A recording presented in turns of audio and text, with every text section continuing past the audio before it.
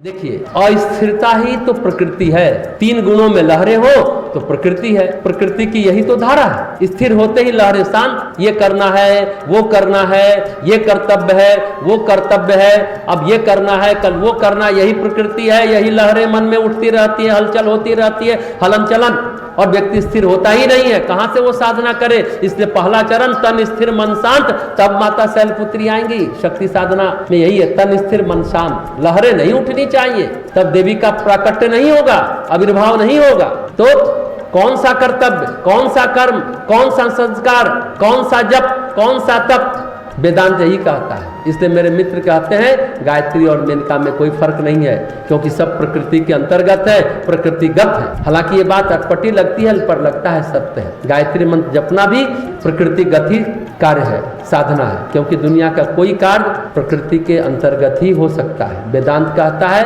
कार्य, कारण, सिद्धांत, कर्म, संस्कार, ये सब फालतू बातें। स्थिर होकर बैठ जाओ, कहानी खत्म हो जाएगी। जब तक स्थिरता नहीं है, करोड़ों साल जप कर लो, गायत्री मंत्र कुछ नहीं होने वाला। महामृत्युंजय कर लो, दुर्गा मंत्र कर लो, काली मंत्र कर लो, कुछ नहीं होने वाला।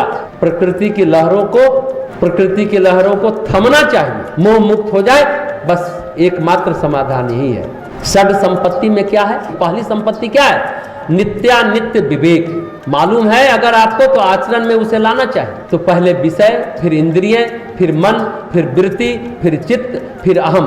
लेकिन हम तो पहले ही कमजोर हैं, पहले क्लास में ही फेल हो जाते हैं। 9 दिन नमक बहुत लोग नहीं खाते हैं ना। अरे 4 दिन नमक ना खाए तो बेचैन हो जाते हैं, और 4 दिन कोई मिलने ना आवे, अकेले है तो कहते याद आ रही है। पत्नी मर गई तो रो रहे हैं, बेटा चला गया तो रो रहे हैं, बेटा को नौकरी मिल गई तो खुशी मना रहे हैं। आप इसे अनित्य समझते हैं? अनित्य चीजों को अनित्य समझते हैं क्या?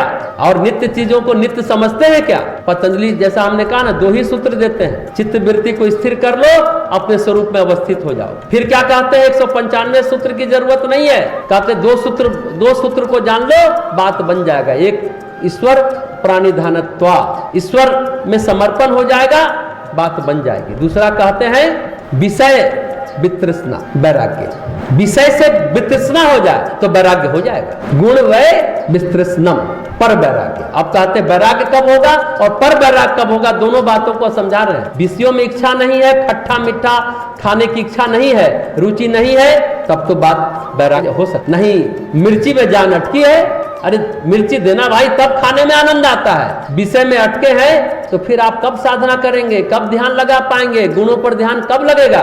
सोचने की बात है। तो व्यक्ति विषयों में अटका है, कौन नारी, कौन काली, कौन गायत्री, इसमें अटका है, फिर गुणों के पार कैसे जाए? प्रकृति के पार कोई देवी देवता नहीं है। पतंजलि जब नित्य से पार जाने की बात कहते हैं तो क ख ग घ पढ़ा रहे हैं। प्रकृति से पार जाने की बात जब कहते हैं, जब वे कहते हैं गुणों के पार चले जाओ, एक छलांग में प्रकृति के पार चले जाओगे, तो एमए पीएचडी करा रहे हैं। क्योंकि गुण विषय के नहीं है, गुण प्रकृति के होते हैं। आपसे विषयों को ही अनित्य मत समझे, आप प्रकृति को भी अनित्य होने की धारणा बनाए।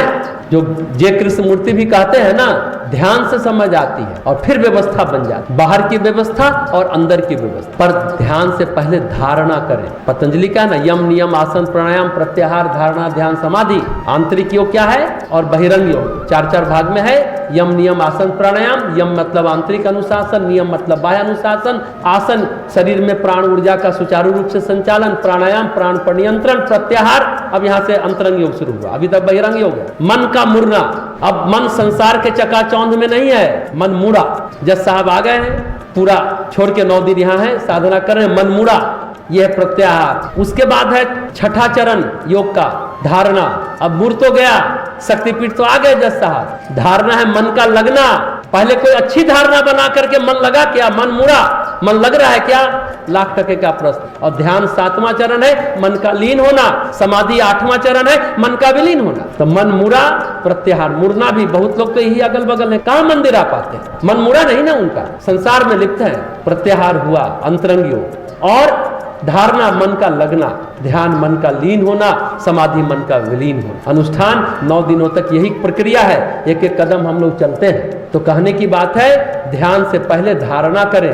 क्या समझे? ध्यान करते वक्त अपने वृत्तियों को अंतर्मुखी करें, इंट्रोवर्ट हो, एक्सट्रोवर्ट ना रहे, बहिर्मुखी ना रहे। जहां से शुरू करते हैं ध्यान वह है विषय वितृष्णे वैराग्यम, विषय वितृष्णस् वैराग्यम। विषय क्या है? रसगुल्ला, रसमलाई, मिर्ची बार बार आपको बाहर ले जाएंगे तो आप ध्यान नहीं कर पाएंगे। आप इंद्रिय के विषयों में अटके रहे, मन में आप कहां पहुंचे हैं, चित्त में कहां पहुंचे, जब ये समझ में आ जाएगा फिर ध्यान लगेगा।